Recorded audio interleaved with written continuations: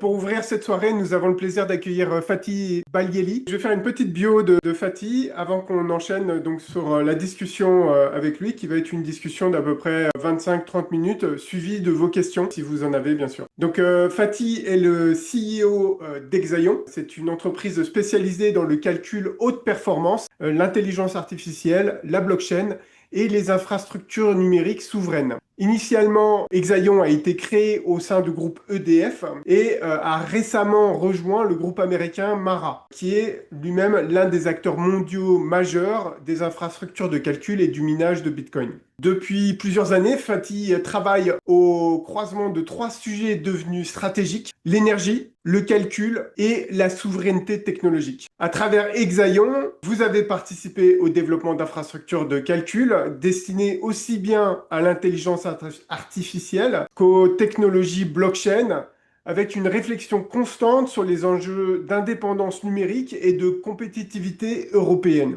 À l'heure où la puissance de calcul devient une ressource critique pour les États comme pour les entreprises, votre expérience offre un éclairage particulièrement précieux sur les liens entre énergie, infrastructure et intelligence artificielle. Merci d'accueillir Fatih Bayeli.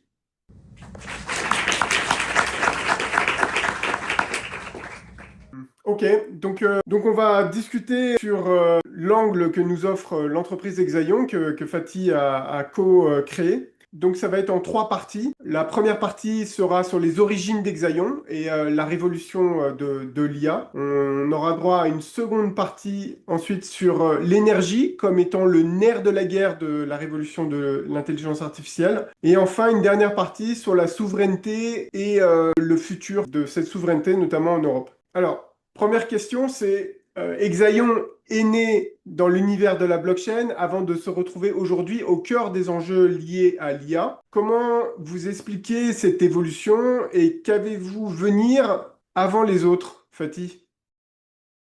Merci pour la question. Bonsoir à tout le monde. Donc effectivement, la perception qu'on a de l'extérieur, c'est qu'Exaion a commencé à travailler dans le secteur de la blockchain. La réalité, c'est que quand on lance Exaion en janvier 2020, on le lance en parallèle sur trois verticales: la fourniture d'infrastructures pour l'écosystème de la blockchain, la fourniture de services cloud pour le calcul haute performance et l'optimisation de mètres carrés IT dans les data centers. Sauf que, comme on a été des grands visionnaires, on lance l'entreprise en janvier 2020 et un mois plus tard, on est confiné. Donc, les relations humaines, aller trouver des clients, gérer les data centers, tout ça, on a mis de côté. Le seul business qu'on a pu lancer, phase 1 d'Exaion, c'était le machine to machine. Et le machine to machine, c'était la blockchain. Donc, en fait, on a, depuis nos data centers, on s'est connecté à des nœuds blockchain et en fait, on a contribué à rendre certains protocoles blockchain, certains nœuds blockchain beaucoup plus robustes en leur fournissant des services d'infrastructure. Et comme on dit que les gens, ce qu'ils retiennent d'une personne, d'une entreprise, c'est la première impression qu'ils en ont, nous, depuis 2020, la blockchain nous colle à la peau. Pas parce que c'était notre business principal, mais c'est parce que c'était le seul business qu'on pouvait lancer en étant confiné en 2020 et 2021. Donc effectivement, on a commencé à fournir des services d'infrastructure sur le réseau Ethereum. Donc, je le dis, je le répète, même si demain dans les médias on dira Fatih mine du Bitcoin, etc. Je n'ai jamais miné de Bitcoin. On ne mine pas de Bitcoin. On ne minera pas de Bitcoin. Mais ça fait 2000 fois que je le dis, ça rentre pas. Donc, on a été fournisseur d'infrastructures sur d'autres protocoles blockchain, notamment des. On a toujours une approche souveraine, nous. Donc, on a commencé par fournir des services à iExec, à Tezos, les développeurs de protocoles blockchain français. Et puis ensuite, on a commencé à être actif sur Ethereum, et puis ensuite tous les dérivés première et seconde d'Ethereum. Et aujourd'hui, on fournit la plupart des services d'infrastructure blockchain aux banques françaises qui émettent, qui font de la tokenisation d'actifs réels ou qui émettent des stablecoins sur le marché. Donc, on travaille notamment beaucoup avec la Société Générale et avec BNP Paribas. Donc, ça, c'est pour la partie blockchain, qui représente aujourd'hui moins de 10% de notre chiffre d'affaires. On fait quand même 90% du chiffre d'affaires en dehors de la blockchain. Et post-confinement, donc on est revenu à l'initiative et à l'ambition première d'Exaion, c'est-à-dire fournir des services d'infrastructure de manière sécurisée à des institutionnels français. Quand on parle de haute performance, on parle notamment de HPC, donc les supercalculateurs. Aujourd'hui, on a 5 supercalculateurs dans l'inventaire d'Exaion. Donc, c'est des millions de milliards de calculs à la seconde. Donc c'est beaucoup de parallélisation à travers des réseaux de fibres dits InfiniBand. Et puis de la fourniture de services et d'infrastructures pour tout ce qui concerne la parallélisation de calcul. Donc en vrai, quand on est rentré dans la blockchain, on utilisait déjà des cartes NVIDIA et des GPU pour paralléliser et fournir les services d'infrastructure au réseau blockchain. En faisant du HPC à travers le réseau InfiniBand, on est toujours sur la parallélisation. Et l'IA aujourd'hui à travers les GPU, c'est aussi beaucoup de parallélisation et c'est à peu près la même approche infrastructurelle des nouvelles problématiques. Donc sur ces 3 dernières décennies, on était beaucoup sur le CPU, c'est-à-dire sur un forage très profond de calcul. Et aujourd'hui, on est sur beaucoup de calculs en surface, mais parallélisé pour pour jouer un maximum de scénarios en fait, en prenant les différents paramètres et en testant un maximum de combinatoires en un minimum de temps. Donc ça, on l'avait compris très vite. On l'avait compris dès 2018 que la parallélisation allait devenir le différenciant. On a réussi très tôt à créer et à signer un partenariat sur 10 ans avec Nvidia, là où personne ne les connaissait. Et je me souviens, la boîte à l'époque valait 17 milliards de dollars. Aujourd'hui, ils en valent plus de 4000. Je suis pas sûr que j'aurais pu re-signer le même deal sur 10 ans qu'on a signé en 2020. Mais on est tranquille jusqu'à 2030. Et l'approche d'Exaion, et comme je vous dis, on a créé Exaion pendant une période très spéciale, c'est-à-dire le Covid. La conviction qu'on avait avec Laurent, c'était de se dire, on va avoir ce moment Covid dans la tech. On va l'avoir.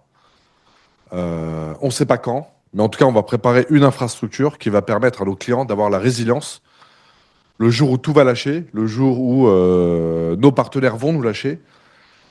Nous, on aura réussi à créer un système chez les clients qui fait qu'ils continueront à avoir une autonomie, à avoir une résilience, malgré tout ce qui pourra se passer sur le marché. Quand on disait ça en 2020, tout le monde nous prenait pour des fous. On disait, mais la blockchain, c'est pour dans 30 ans. L'IA, tout le monde en parle. Et puis, ça fait déjà 15 ans qu'on en parle, mais on n'y est pas encore. Et puis, le quantique, c'est dans les BD. Voilà. C'était à peu près ce qu'on nous disait. Et puis, Fatih, t'inquiète pas, les Américains nous livreront toujours leur technologie. C'est nos partenaires. Il n'y a pas de risque de ce côté. Au même moment où on nous disait ça, on avait des masques commandés par la France en Chine qui étaient rachetés par des Américains 2 fois le prix sur le tarmac des aéroports chinois. Et je leur disais, vous êtes sûr qu'en cas de conflit ou de raréfaction des ressources, le partenariat marche toujours? On m'a dit, oui, t'inquiète pas, ça marche toujours. Je lui ai donc le Cloud Act, la fuite des données, la résilience. On m'a dit, non, mais t'inquiète pas. Et je leur dis, d'ailleurs, au moment où on se parle, il y a déjà une certaine limitation sur la bande passante des Teams Co. Et je vous assure que si jamais on rentre en compétition, les Américains couperont le Teams aux Européens pour qu'eux puissent continuer à travailler à travers leur réseau. On me disait, mais t'es dans un scénario de BD, etc. Bon. Ce week-end, vous avez vu, on nous a coupé Anthropic, l'Europe après. Quand ils coupent Anthropic au reste du monde, qu'on soit bien clair, hein, le reste du monde, c'est nous. Les Chinois, ils ont DeepSeek, ils ont Qwen, ils ont leur modèle. Quand les Américains coupent Anthropic au reste du monde, ils le coupent à l'Europe. Ça, je le dis, je le répète. Bon, depuis 2020, on nous disait du côté du Cloud Act, il n'y a rien à voir, circule. On va tout continuer à mettre chez les hyperscalers. Donc les gens ont continué à mettre chez les hyperscalers. On a eu quelques alarmes. Donc du coup, très rapidement, les autorités françaises ont bougé et ils se sont dit, bah, pour éteindre ce feu du Cloud Act, on va sortir le Secnum Cloud. Sauf que moi, j'échange beaucoup sur le Secnum Cloud. Et je leur dis, mais en réalité, vous n'avez toujours pas répondu à la problématique de la résilience et de l'autonomie. Moi, la question que je vous pose, autorités françaises, et autorités de régulation, c'est si demain on est en conflit ouvert avec les États-Unis, est-ce que les data centers continuent de tourner? Le cloud public ne tourne plus, si on décide de nous couper l'accès aux cloud providers américains. Puis ensuite, on me dit oui, mais il y a des clouds souverains certifiés Secnum Cloud. J'ai dit attendez. Le Secnum Cloud ne répond pas à cette problématique. Secnum Cloud, aujourd'hui, je n'ai pas envie de citer des noms, mais le matériel n'appartient pas aux boîtes françaises. Elle est en leasing. Donc à tout moment, ils peuvent la récupérer. 2, on n'a pas accès au code source. 3, le control plane, c'est-à-dire la capacité physique à éteindre ou allumer le data center, il est toujours entre les mains des Américains. Et tous les X mois, il faut faire une mise à jour. Donc si on ne te met pas en place la mise à jour, si on te récupère le matériel qui est en leasing, ou si on te coupe le control plane, moi j'aimerais bien savoir comment les clouds soi-disant souverains là, qui sont sur le marché continuent de tourner. Moi je peux vous assurer que dans les 10 minutes où Trump décide de nous couper le cloud souverain, il n'y a plus de cloud souverain parmi les acteurs franco-américains qui ont le cloud souverain.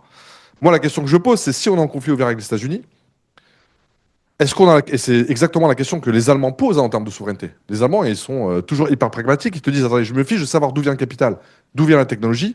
Moi, la question que je pose à tous les cloud providers en Allemagne, c'est si je suis en conflit ouvert avec les États-Unis, est-ce que pendant au moins 6 mois, je continue à pouvoir, de manière autonome, faire tourner mes data centers? En France, avec le siècle du cloud, la réponse est non.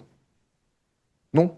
On ne fait pas, on ne continue pas pendant 6 mois à faire tourner les data centers de manière autonome sur des choses certifiées Sectum Cloud ou le cloud public, j'en parle même pas. Et sur la partie Exaion, on m'a dit oui, mais du coup, toi, Fatih, tu viens de lever plusieurs centaines de millions d'euros. Ton capital est aujourd'hui majoritairement américain, c'est vrai. 53% du capital d'Exaion aujourd'hui est américain. Il y a une part qui revient à Xavier Niel, et puis le reste appartient à EDF et aux fondateurs et au management d'Exaion. La seule différence, c'est que quand nous, on a levé du capital, on a cherché le capital en France, on l'a pas eu. Deux, il y avait beaucoup d'Américains qui voulaient investir dans Exaion. Il n'y avait pas que Mara. Et tous les cloud providers et les hyperscalers, on a dit non. Parce qu'à partir du moment où vous allez mettre la main sur Exaion, vous allez aspirer toutes nos données et puis vous allez nous empêcher de travailler correctement. Donc on a pris un acteur qui n'est pas CSP, donc Cloud Service Provider. Donc Mara est un acteur du minage du Bitcoin aux États-Unis, mais un acteur du minage n'est pas un acteur du cloud. Il est relié en fait à un pool de minage et en fait il mine et il fournit de la puissance de calcul à un réseau et il se fait rétribuer en Bitcoin. Donc ce n'est pas un CSP, ce n'est pas un Cloud Service Provider, donc il n'est pas soumis au Cloud Act. Donc du coup, moi, par ricochet, je ne suis pas soumis au Cloud Act. Et la solution qu'Exaon aujourd'hui propose à ses clients, c'est de dire, on miniaturise et on met en conteneur toute la technologie, on la livre à nos clients, on développe tout en open source, on livre à notre client le code source de ce qu'on fait, on développe tout en open source, le matériel appartient à nos clients, il est livré chez nos clients, il est sur le réseau intranet du client, c'est-à-dire qu'il n'est même pas sur le réseau internet. Nous, on se coupe de toute vision de ce qu'ils font. Et puis le control plane, on le livre au client. Et puis demain, s'ils veulent se débarrasser d'Exaion, un quart d'heure après qu'on les ait livrés, ils peuvent nous sortir et continuer à travailler eux sur de l'open source. Et donc il n'y a pas de côté vendor locking. Donc ça, aujourd'hui, Exaion, aujourd'hui dans la place, en tout cas en Europe, c'est le seul cloud provider privé qui fournit des technologies, les dernières technologies du marché, on-premise, livrées chez les clients, où le client a une complète autonomie et résilience de ce qu'il fait. Et l'idée, et d'où par ce constat-là, nous, sur le constat d'Exaion, c'était de se dire, mais pourquoi depuis 10 ans, 20 ans en Europe, on rate tous les virages d'innovation? Pourquoi est-ce que on met autant de temps à livrer une centrale nucléaire? Pourquoi est-ce que pendant le Covid, on a beaucoup été impacté par le Covid? Pourquoi est-ce que pendant le Covid, Sanofi ne trouve pas le vaccin contre les vaccins à ARN messager et tous les autres grands cabinets le trouvent? Pourquoi est-ce que sur les véhicules électriques, les moteurs électriques, les Allemands se sont fait dépasser par Tesla, par BYD, etc. Pourquoi on a raté tous les tournants technologiques? Mon explication, alors je ne sais pas si c'est la bonne, hein, mais mon explication, c'est que comme on n'a pas d'hyperscaler en Europe,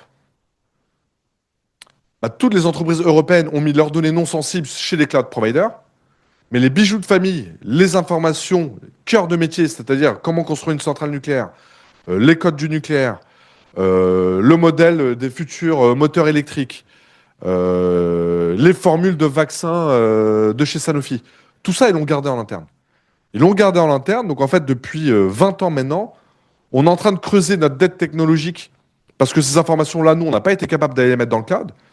Quand vous êtes, je ne sais pas, Eli Lilly aux États-Unis et que vous travaillez avec AWS sur le sol américain, vous êtes un Américain qui bosse avec un autre Américain sous régulation américaine. Il n'y a pas de problème. Quand vous êtes BYD, que vous travaillez avec Alibaba Cloud et que vous êtes en Chine, vous êtes un Chinois qui bosse avec un Chinois sous réglementation chinoise. Quand vous vous appelez Sanofi et que vous travaillez avec AWS en Europe avec le Cloud Act, vous êtes un Français qui travaille avec un Américain avec toutes les données qui repartent aux États-Unis. Donc là, on a un vrai problème. Donc toutes les boîtes européennes ont cessé de mettre les données cœur et clé dans les cloud providers de la place. Et je vous dis, le Sectum Cloud ne répond absolument pas à leurs problématiques. On est tous d'accord pour le dire. Et aujourd'hui, bah, du coup, ils sont à la croisée des chemins. Ils se disent, est-ce qu'on continue de creuser l'écart à essayer de faire nous-mêmes on-prem? On n'arrive plus à faire, on n'a plus accès aux GPU, ça coûte trop cher, les ressources sont rares, on est dépassé, et les mecs chez nous qui savaient faire, ils sont partis chez Amazon. Ou alors on dit, bah, on prend le risque et puis on va tout mettre chez le cloud provider, et puis tant pis, au moins on rattrape notre retard technologique, mais par contre, on est à la merci des soubresauts géopolitiques. Nous, chez Exaon, ce qu'on leur dit, c'est ne sortez surtout pas vos données les plus sensibles, mais vraiment pour rien au monde. vous devez sortir vos données plus sensibles.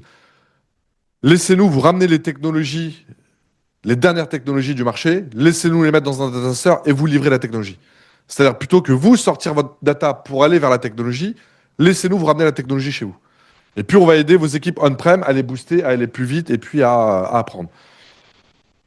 Cette approche-là, personne ne l'a eu jusqu'au moment aujourd'hui sur le continent européen. C'est ce qu'on n'a pas cessé de marteler depuis un an au marché, mais l'écho dans les médias, l'écho politique, ce qu'on retrouve au Sénat, à l'Assemblée nationale, c'est Exaion et Mara vont récupérer l'électricité des Français gratuit pour miner du Bitcoin sur le dos des Français. C'est tout ce que tout le monde explique depuis un an sur le deal Exaion Mara. Et je vous dis, le deal il est fait, maintenant l'argent on l'a pris, et puis je vous assure, on n'a toujours pas miné un seul Bitcoin. Pire que ça, c'est Mara qui a vendu 30% de son stock de Bitcoin. C'est Mara qui a transformé un tiers de ses data centers de minage de Bitcoin aux États-Unis pour en faire des data centers d'IA. Et c'est Mara qui, aujourd'hui, est en train de faire un pivot en laissant complètement de côté le minage de Bitcoin pour aller vers l'IA. Donc, c'est pas Exaion et Mara qui sont allés vers le Bitcoin en France. C'est Exaion qui est resté sur son cœur de métier, c'est-à-dire l'IA et le cloud. Et c'est Mara qui est en train d'abandonner le minage de Bitcoin pour aller vers l'IA. Donc, l'histoire, c'est l'inverse de ce qu'on raconte sur le marché depuis longtemps. Mais je peux comprendre parce que on gêne. On est en train d'adresser une partie du marché que vous laissez accaparer certains acteurs en disant, mais en fait, moi, je vais en récupérer une partie sur le cloud public, toi, une partie sur le cloud souverain. Et puis, on va expliquer à tout le monde que c'est très bien, que c'est sécure comme ça. Et nous, on arrive avec notre pitch et on gêne un petit peu tout ce marché-là. Donc, on nous a rendu inaudibles, on a rendu notre discours inintelligible. Et en plus, on a essayé de... euh, on a même essayé de faire douter de notre parole en disant, mais finalement, en fait, leur objectif ultime, c'est de miner du Bitcoin, c'est pas du tout de protéger vos données. Donc en fait, pendant toute cette phase-là, Exaion a été inintelligible, inaudible, et notre parole a été mise en doute. Mais heureusement, voilà, on a réussi à faire le deal. Aujourd'hui, on y est. Les premiers clients sont livrés. Et aujourd'hui, notre solution intéresse. Puis elle intéresse bien au-delà de la France. Aujourd'hui, j'étais avec des acteurs d'Abu Dhabi. Ils nous disaient, mais en fait, ce que vous êtes en train de livrer en France, on a le même problème aujourd'hui au Middle East. Il y a le même problème en Asie du Sud-Est. Il y a le même problème au Canada où on a déjà des bureaux et des équipes. En gros, ce que j'appelle les pays non alignés, aujourd'hui, on a tous le même problème. Il y a les États-Unis et la Chine qui sont en train de jouer la finale de pays super développés et tech et tout ce que vous voulez. Et aujourd'hui, l'Europe est reléguée au second plan. Avant, il y avait des pays développés en voie de développement et le tiers-monde. Aujourd'hui, il y a des pays super développés, France, États-Unis, Chine. Nous, dans la Ligue 2, et puis ensuite Ligue 3 et Ligue 4. Et ça arrange bien tout le monde d'avoir une super finale entre les deux superpuissances et un duopole. Et nous, là-dedans, ce qu'on se dit, c'est que l'Europe a encore un message à porter. Encore un message à porter. On n'est pas mort, on a des cerveaux, on a l'énergie, on en parlera tout à l'heure. On a des usines, on a, quel que soit le secteur économique, il y a toujours un des trois leaders mondiaux qui est européen. Prenez n'importe quel secteur, au hasard, il y a toujours un des top 3 mondiaux qui sont européens. Hormis la tech, dans tous les autres secteurs, on a toujours un des top 3 qui est français ou européen. Donc on a encore tout à fait notre place. Je pense que l'Europe a encore a une voix a une voix au chapitre. On doit se faire entendre, mais par contre, si on veut apporter les bonnes solutions, il faut se poser les bons problèmes. Et aujourd'hui, le bon problème, on ne se le pose pas. Aujourd'hui, personne ne parle de résilience et d'autonomie stratégique en France. Personne ne pose la question comme ça. Donc à partir du moment où on ne pose pas la question comme ça, on ne résoudra pas ce problème. Et nous, on arrive avec une solution pour un problème qui n'est pas posé officiellement. Et j'étais à Choose France, j'en ai parlé au ministre, j'en ai parlé aux différents représentants de l'État. Ils m'ont dit, mais Fatih, la question telle que tu la poses, on l'a jamais entendue telle que... En fait, on nous a jamais exposé le problème tel que tu nous l'exposes. Et c'est vrai que... Et la question qu'on m'a posée, mais on m'a dit, mais Secnum Cloud ne répond pas. J'ai dit, non, Secnum ne répond pas du tout à cette problématique-là. Donc du coup, rendez-vous est pris, on a pas mal de réunions avec la DGE, on est en train de revoir tout le monde à l'ANSSI, on a des réunions avec les ministres. Donc maintenant, ils l'ont compris, ils l'ont vu. Mais c'est vrai que jusqu'à maintenant, il y avait un trou. Le trou, la problématique n'était pas posée telle qu'on la pose. Donc du coup, personne ne comprenait la solution qu'on apportait. Donc voilà Exaion en 2026. Et voilà les vraies activités et le vrai marché qui est adressé par Exaion. Et encore une fois, on n'est pas un acteur du minage de Bitcoin. Et ça, je pense que vous l'avez compris maintenant. Mais merci beaucoup. J'espère qu'on va contribuer justement à donner une image encore plus claire d'Exaion via ce type d'événement. On a beaucoup parlé de calcul, on a parlé d'IA, etc. Est-ce que le facteur limitant maintenant, ou en tout cas celui de demain, n'est pas justement ces questions d'énergie? Vous avez mentionné l'énergie. Il va effectivement y avoir une demande croissante à laquelle on ne sera pas forcément en capacité de faire face. Il y a aussi toute la partie ressources. Est-ce que c'est pas ça en fait qui va un peu limiter les progrès et l'explosion d'IA à laquelle on s'attend? Alors si, on est déjà en train de voir que l'énergie est un facteur clé de succès aujourd'hui pour leader le secteur de l'IA. Il y a plusieurs choses, hein. Il y a l'accès aux terres rares. Il y a l'accès aux usines de fabrication on- de microchips, etc. Donc on parle de technologie et de capacité à travailler sur 3 nanomètres, 3 nanos, 4 nanos. Ces usines-là, bon, il y a ASML en Hollande, mais il n'y en a pas beaucoup plus en Europe et la majorité de ces acteurs-là aujourd'hui sont en Asie ou en Amérique du Nord. Ensuite, il y a les fabricants de cartes graphiques. GPU, malheureusement, les producteurs de CPU ou de GPU sont quasiment tous soit américains, soit européens. On commence à voir des acteurs comme Seeperl. Il me semble qu'il y a le CTO de Seeperl qui est quelque part dans la salle. Bah, très bien, j'étais avec votre CEO il y a 2-3 jours. On a beaucoup parlé. On va se revoir. Donc nous, on veut aussi commencer à tester Acceler AI. On veut commencer à tester Seeperl. On veut voir ce qu'on peut faire avec ces acteurs-là. Et heureusement qu'il y a ces acteurs naissants. Et moi, personnellement, je trouve qu'ils ne sont pas assez soutenus ni par le pays, ni par l'Europe, parce que c'est là où on va gagner notre vraie souveraineté. C'est ces acteurs-là, et on en parle très peu. Alors, il y a ici des initiés qui connaissent, mais je suis désolé, on devrait tous être derrière Seeperl à les aider. Et donc, il y a ça. Et puis ensuite, il y a l'accès à l'énergie, il y a les cerveaux, et puis il y a les data centers, les giga data centers. Et puis, donc, vous voyez que dans toute cette chaîne-là, aujourd'hui, les deux seuls facteurs, et puis il y a le capital. On voit que dans toute cette chaîne de 8-9 paramètres à avoir absolument en Europe pour être indépendant, on a aujourd'hui les cerveaux et on a l'énergie brute, entre guillemets, et puis j'espère demain des acteurs du hardware en Europe. Pourquoi je parle d'énergie brute? Alors oui, théoriquement, la France exporte 90 TWh d'électricité en Allemagne et autres. On a un surplus. Oui, on a un EPR en construction, oui. Oui, on a les autres EPR qui vont arriver, entre 6 et option de 8. Mais tout ça, ça ne va pas arriver demain. Et même sur l'énergie disponible là maintenant, construire des giga data centers, acquérir les terrains, obtenir les PTF, avoir le raccordement de RTE, etc., etc., etc., vous en avez pour 6-7 ans. Donc, théoriquement, la France a accès à l'énergie, mais en vérité, on est dans un enjeu de vitesse. Et la question, c'est, dans l'absolu, qui c'est qui a de l'énergie disponible? La vraie question, c'est qui a l'accès à l'énergie maintenant? Maintenant. Et la réalité, c'est que quand on pose la question en rajoutant le maintenant, bah maintenant, il y a les Américains qui ont l'énergie. Il y a les Chinois qui ont l'énergie. En France, on l'a pas. On a, oui, les 90, mais les 90, on ne peut pas les consommer aujourd'hui comme ça sur des nouveaux data centers, sur de nouveaux giga data centers. Il y a le groupe EDF qui est actionnaire d'Exaion, qui a déjà mis à disposition 3-4 sites sur lesquels on va pouvoir construire, etc. Mais il faut quand même attendre encore quelques années. Et puis ensuite, il va y avoir des appels d'offres, et puis les PTF, le raccordement, le ceci, le cela. Donc en fait, on y est dans 7 ans. Dans 7 ans, quand on sera prêt, on aura déjà perdu la course. C'est comme si on te dit, il y a la course à Internet qui est lancée en 2000, et toi, tu lances une boîte tech en France en 2010. Oui, mais en fait, des hyperscalers, ils ont tous été créés entre 2000 et 2010, et on le voit qu'en 2025, on les a toujours pas rattrapés. Donc la question, c'est l'énergie, oui, facteur différenciant, oui, mais maintenant. C'est comme si je vous dis, le Venezuela, c'est les plus grosses réserves de pétrole au monde, oui, mais il n'y a pas les infrastructures, on n'est pas capable de le sortir. Donc sur le papier, c'est les premières réserves mondiales de pétrole, sauf qu'en attendant, c'est les Américains qui sortent le pétrole de schiste. Et là, en fait, on est face à la même problématique. Théoriquement, oui, mais aujourd'hui, c'est les Américains qui sortent l'énergie. Donc du coup, les sociétés américaines de l'IA, elles ont accès aux terres rares, elles ont accès aux GPU, elles ont le capital, elles ont les cerveaux, elles ont l'accès à l'énergie maintenant, elles ont le gouvernement qui suit, elles ont les plus grosses boîtes tech qui sont là.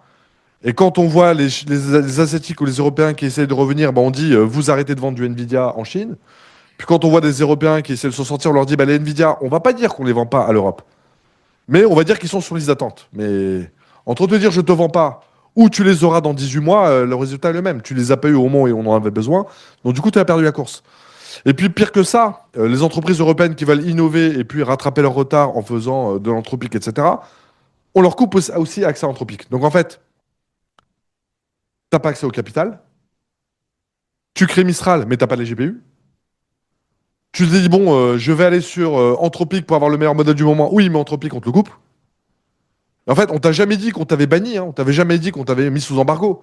Mais réalité, c'est que le temps qu'on te met à livrer et les produits où on te dit, mais en fait, Anthropic, on te le mettra, mais en V1, c'est pour les Américains. Bon, on a compris que te faire attendre 18 mois ou te l'interdire, ça revenait au même, on te prive de la technologie. Alors, visiblement, on va nous remettre Anthropic, hein. C'est le bruit qui Ah, court là. j'attends de voir. Après la rupture de contrat de l'État français avec Palantir, là, tout à l'heure, je crois, si je ne me trompe pas. Palantir, ça a été coupé là, Ouais, aujourd'hui? ouais. Donc, a priori, Ça a peut-être. été signé il n'y a pas longtemps, hein. Donc ça a été signé il y a quelques semaines. Et ça a Ouais, été. ouais. Voilà. Donc voilà. Qu'est-ce qui s'est passé en 2 mois, 3 mois? C'était Davos, ils ont signé. Ouais, à peu près, ouais. Davos, ils ont annoncé Davos qui signait. Davos, c'est quoi? C'est première semaine de janvier? On est première semaine de juin? Voilà. Approx. 6 mois après, on arrête. Donc voilà, elle est où la stratégie? Bref. C'est des stratégies défensives et réactives, hein. Alors justement, si je reviens un petit peu sur l'énergie, et avant de proposer à la salle de poser des questions, est-ce que ça veut dire qu'à un moment donné, on va se diriger vers un arbitrage de l'énergie pour garder une certaine compétence économique entre l'énergie dédiée à l'industrie, l'énergie dédiée à l'IA et l'énergie dédiée à la mobilité et à nous, aux domestiques? Alors déjà, deux arbitrages. On a de l'énergie, oui, pas livrable maintenant. Donc entre maintenant et le moment où ce sera livrable, les grosses boîtes américaines auront pris le marché. Donc quand nos giga data centers seront prêts, quand l'énergie sera consommable, bah, les gens qui viendront toquer à notre porte pour dire bah, maintenant qu'on a nous exploité à très court terme toute l'énergie qui était disponible de l'autre côté de l'Atlantique, et que vous avez construit tous les giga data centers, on est les seuls en capacité de les consommer. Donc finalement, on aura construit des giga data centers qui seront mis à service des grosses boîtes américaines qui seront les seuls en capacité de consommer. Mais ça nous donne un levier de négociation. C'est comme si tu avais du pétrole, c'est comme si tu te dis, bon, ok, j'en ai pas profité moi directement, mais par contre, c'est une monnaie d'échange contre autre chose. Et puis, il faudra dire, si tu veux avoir accès à mon énergie, moi, je veux être sûr que j'ai accès à Anthropic, que j'ai tes GPU, que j'ai ceci, que j'ai cela. Donc, ça devient une monnaie d'échange, plus qu'un fuel à très court terme pour booster les boîtes européennes. Et puis ensuite, il y a globalement 3 secteurs dans lesquels on avance très vite dans l'électrification des usages. C'est un, les data centers. Deux, les véhicules électriques. Et trois, demain, la production d'hydrogène propre. C'est grosso modo les 3 secteurs qui se démarquent. Très peu de subventions coupées pour l'hydrogène, etc. Donc c'est un peu mis de côté. Donc en gros, aujourd'hui, les 2 gros acteurs de l'électrification des usages, c'est le véhicule électrique. Et on voit une accélération suite à ce qui s'est passé au Moyen-Orient. On comprend que d'avoir des moteurs et des batteries, ça peut aider quand le détroit d'Ormuz est fermé. Et à mon avis, c'est des épisodes qui vont être beaucoup plus fréquents sur les prochaines années. Et puis, on l'a vu, hein, ces 5 dernières années, la volatilité du cours du pétrole. Donc, se protéger là-dessus avec un véhicule électrique, ça devient quelque chose qui commence à parler à tout le monde. Et puis l'autre secteur, ça va être les data centers. Et puis, le quotidien des Français, où tout va devenir de plus en plus électrique. Donc, je pense pas qu'en France, en tant que Français, on aura des arbitrages à faire. Parce qu'on a déjà 90 terawatts d'excès, on a 6 plus 8 EPR qui vont arriver sur le réseau. Donc je pense que nous, on est protégés contre ça. Par contre, au moment où on se parle, en Italie, il manque déjà d'énergie. Et on voit pas comment, à court ou moyen terme, ils vont en sortir. En Allemagne, ils ont déjà des problèmes. Et on l'a vu avec le pipeline qui a été coupé. Et je sais pas comment à court et moyen terme, ils vont s'en sortir. Il y a le même problème en Espagne. On a déjà vu en plus sur même la gestion et l'équilibrage du réseau qu'ils ont des problèmes. Ils ont eu le blackout il n'y a pas longtemps.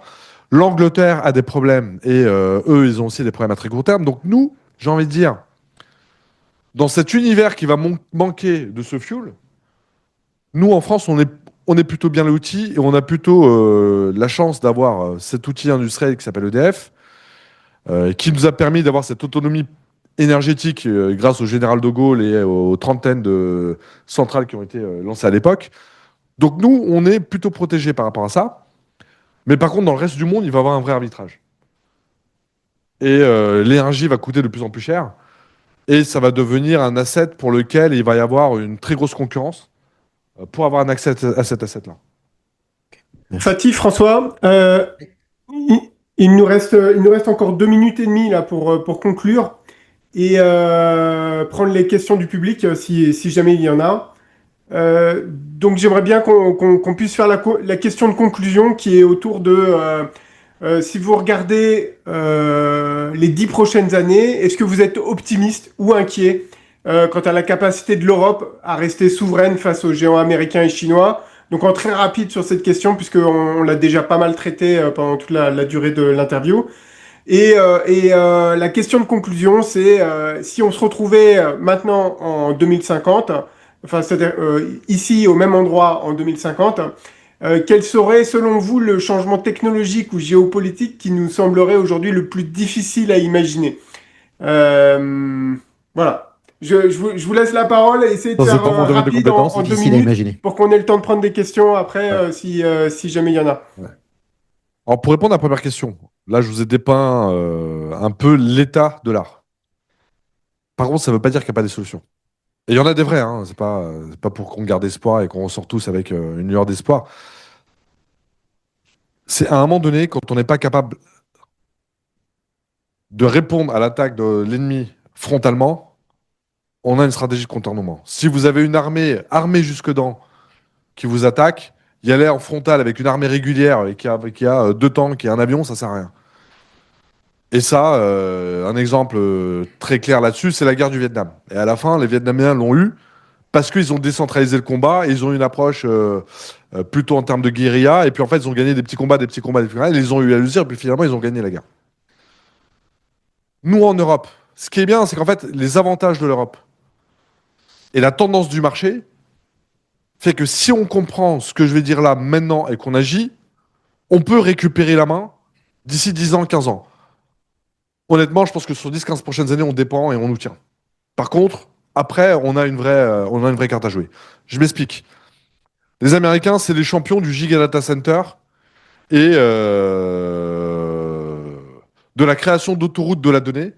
Et en fait, un peu comme les centrales nucléaires, ils centralisent toutes les données pour tout le monde, ils entraînent, ils prémâchent et ils te livrent. Ok. Sauf que le futur, c'est le edge computing. Et le edge computing, c'est pas le modèle de base des Américains, c'est pas le modèle de base des hyperscalers. Donc là où eux, ils construisent des autoroutes, moi je suis en train de vous parler de petites routes pavées qui, voilà. Et sur le edge computing, bah, c'est typiquement le positionnement d'Exaion. C'est nous, on dit attendez, on va pas construire les giga data centers où on a besoin de milliers de GPU et accès à je sais pas combien de gigawatts d'électricité. Nous, ce qu'on se dit, c'est avec très peu d'électricité, avec des mini data centers où on a 1, 2, 3, 5, 10, 15 mégawatts, on est capable, à l'échelle d'une entreprise, de créer un mini data center et de lui livrer des services en mode edge computing. Et l'avenir, il est décentralisé. Et quand on dit qu'on a commencé par la blockchain, oui, on a commencé par par cet idéal de Web3, de décentralisation. Et l'avenir, il est décentralisé, l'avenir, il est Web3, l'avenir, il est edge computing. Et sur l'edge computing, on est dans l'angle mort des Américains. On est sur le B12 qui vient lancer des bombes sur une montagne. Ouais, mais ça ne sert pas à grand-chose. Là-dessus, nous, c'est le positionnement de Seapearl, c'est le positionnement de Axeler AI, c'est le positionnement de Exaion. On peut gagner plein de petits combats. Dire qu'on va gagner la guerre, là, sur les 10 prochaines années, c'est pas vrai. Mais avec tous les petits combats qu'on peut gagner sur les 10-15 prochaines années, et dans un nouveau paradigme où la norme sera le edge computing, eh ben là, on est vainqueur. Mais il faut accepter de viser la victoire dans 15 ans. Et notre victoire, elle est dans 15 ans. Mais pour ça, il faut que l'État français, les politiques et puis tout le monde se mettent en rang pour dire comment est-ce qu'on peut faire pour créer une filière où on va être gagnant sur le edge computing. Et là-dessus, pendant que tout le monde, pendant que les Chinois et les Américains sont en train de rouler à fond la caisse sur le modèle centralisé, le gros tank, etc., laissons-les là-dessus. On l'a déjà perdu ce combat et on le sait. Et commençons à préparer aujourd'hui la victoire sur le edge computing en 2015. Et la décentralisation, on le voit. Qu'est-ce que les Iraniens tapent en premier quand ils arrivent? Les centrales électriques et les giga data centers. Ok, moi aujourd'hui, à Abu Dhabi, qu'est-ce que je leur racontais? Je leur disais, si vous avez eu un mini data center Exaion sur chacun de vos sites, quel aurait été l'impact du fait que votre giga data center Amazon est brûlé? Aucun. Aucun. Et en fait, la question, personne ne se l'est posée comme ça. Et en fait, il y a une accélération de l'histoire qui fait qu'on est en train d'aller là où moi je voyais le edge computing devenir une norme en 2040. Moi, je pense que le edge computing sera déjà une norme entre 2030 et 2035. Et là-dessus, il faut aller très vite. C'est qui les acteurs, c'est qui les champions de ce truc? Bah, vous avez sur l'infrastructure Exaion, vous avez sur les modèles d'entreprise Mistral, vous avez sur le hardware Cpearl, etc., etc. Donc on les a ces champions. Donc maintenant, comment est-ce qu'on fait pour créer une filière où on arrive tous à travailler les uns avec les autres? Et un truc que pareil, hein, mais je sais pas non, le sauveur providentiel qui, à lui tout seul, va aider et va régler tous les problèmes de la France, cet acteur-là, il n'existe pas. Il n'y a pas un acteur qui va sauver tout le monde en France. Merci Il y a beaucoup, plein Fatih. d'acteurs qu'il faut faire collaborer et cohabiter ensemble pour qu'on ait un Fatih, écosystème qui gagne. je suis malheureusement le maître du temps là-dessus. On a déjà un petit peu dépassé.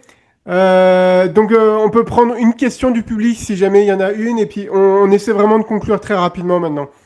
On va taper sur 2 questions parce que j'ai 2 questions. Yvick, enchanté.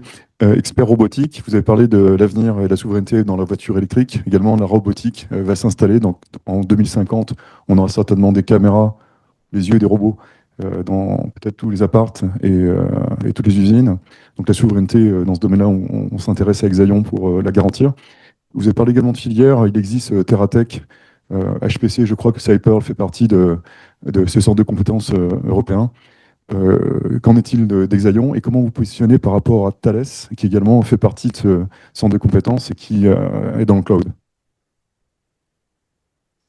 Ah, je suis pas sûr d'avoir compris le début de la question par rapport à la robotique. Est-ce que vous voulez que je me positionne par... non, c'est juste... Bon, c'est plutôt comment se positionne Exaion par rapport à des acteurs tels que Thales. C'était ma question.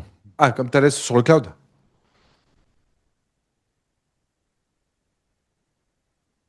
Good question. J'ai déjà répondu à la question sans citer Thales. Le cloud souverain. La question, je repose une question à la question. Qu'est-ce qui est le plus souverain? Est-ce que c'est une boîte qui dépend à 100% d'une technologie américaine avec 75% du capital français? Ou une entreprise qui a 53% de capital américain et 100% de technologie française? Vous avez votre réponse.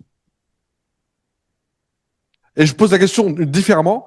Quand tu mets 1 euro dans une solution américano-française avec 100% de technologie française et 1 euro dans une boîte qui propose 100% de technologie française, combien sur cet euro reste en France, dans le cas de 100% de technologie française, avec toute la R&D, etc., qui est en France, et combien d'euros restent en France quand la technologie est faite par les Américains?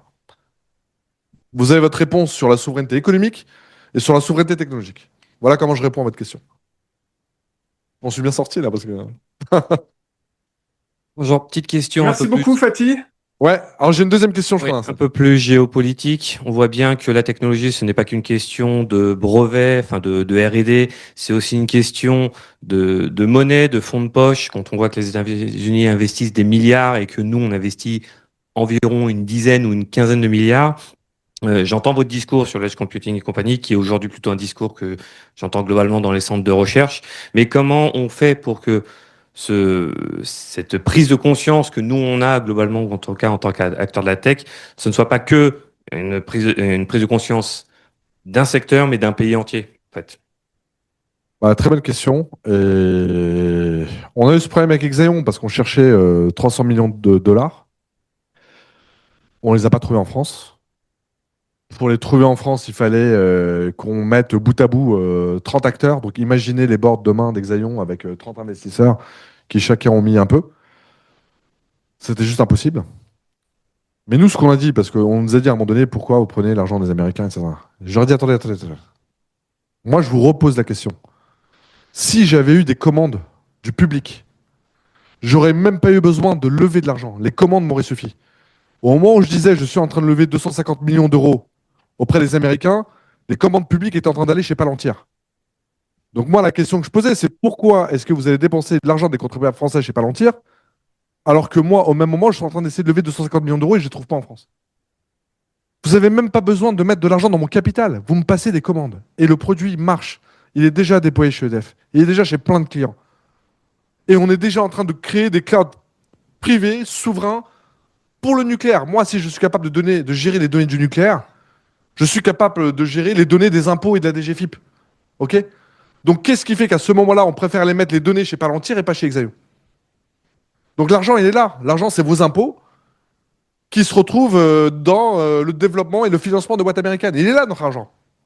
L'Europe, c'est les plus grosses réserves et c'est le continent au monde qui a le plus d'épargne. Et quand tu veux lever 100 millions d'euros en France, tu les as pas. Donc, il est où cet argent? Il est où cet argent? On nous dit qu'on n'a plus de... Rien qu'en France, quand on parle de l'héritage qui va passer, on est en train de nous parler de 30 000 milliards de dollars. Notre dette, c'est 3 000 milliards. On a 10 fois notre dette. Je parle que de la France. Hein. On est 27. Et l'Allemagne est beaucoup plus riche. Ils sont 1,5 fois plus riches que nous. Donc où est cet argent européen? Où est ce fichu argent européen? Quand moi, je cherche 100 millions d'euros, pourquoi est-ce que tout le monde me ferme la porte ou on me dit, bon, moi j'ai 10, moi j'ai 5, moi j'ai 3, toi t'as 2, donc essaie de voir ce que tu peux faire avec 15, et puis on se reparle quand on a rééconomisé un peu d'argent. Et au même moment, on est en train de te dire, on est en train de mettre des centaines de milliards chez Palantir. Et que quelques années plus tôt, on nous expliquait qu'on n'avait pas de bon cloud provider en France, et que les données de santé, on allait les mettre chez Microsoft, et pas chez OVH et Scaleway. Mais moi, à l'époque, je me disais, mais je serais au tabac, je serais Xavier Niel, mais je m'arracherais les cheveux. Et c'est notre ministre en charge du numérique à l'époque qui nous explique qu'il n'y a aucun acteur qui tient la route en France pour stocker des données. En plus, attendez, à l'époque, on n'est pas en train de parler d'IA ou de calcul de performance. On est en train de parler de stocker votre ordonnance, etc. Il n'y a rien de plus basique en termes de technologie. Donc venir expliquer aux Français qu'il n'y a aucun acteur en France qui est capable de stocker des données, des données de santé, et qu'il faut aller voir Microsoft pour le faire, du ministre du numérique, moi, à ce moment-là, je me suis dit, on a tout perdu. On a, un, rien compris, deux, tout perdu. Et qu'en fait, la prochaine décennie, elle est encore pas européenne. Cathy, merci beaucoup.